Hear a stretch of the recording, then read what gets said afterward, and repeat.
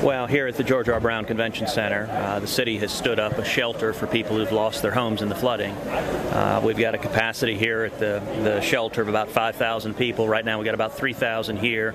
We're expected to hit capacity by the end of the day. And there are a lot of people from just all around the Houston region who faced flooding, faced catastrophic damage.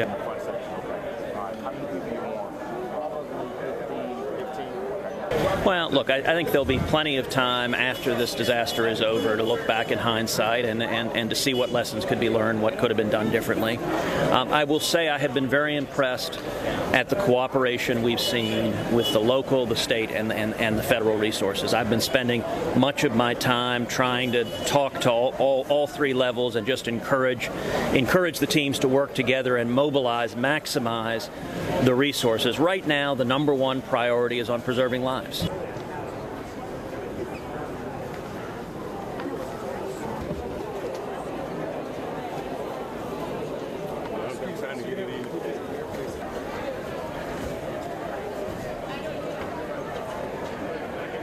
The next step is going to be rebuilding. There are going to be thousands upon thousands of people across the Gulf Coast whose homes have been destroyed, who've lost their homes, their cars, their possessions, who've lost everything. And the process of rebuilding is a difficult process. It's going to take assistance from across the state, across the country. People have been incredibly generous already.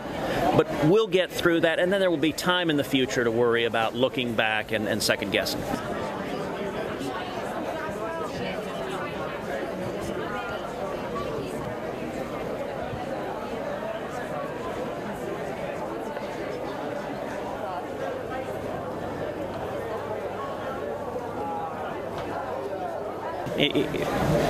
This is not a time for politics. Human lives are at risk right now, and the focus of everyone, federal, state, and local, needs to be on providing the relief that is needed for people whose lives and families are threatened. That's my focus. We'll leave politics for another time.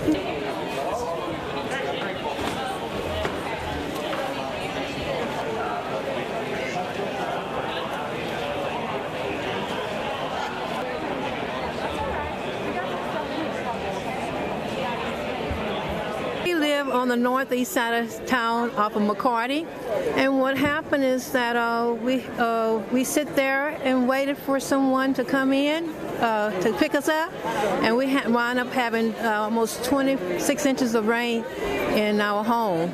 It's completely flooded.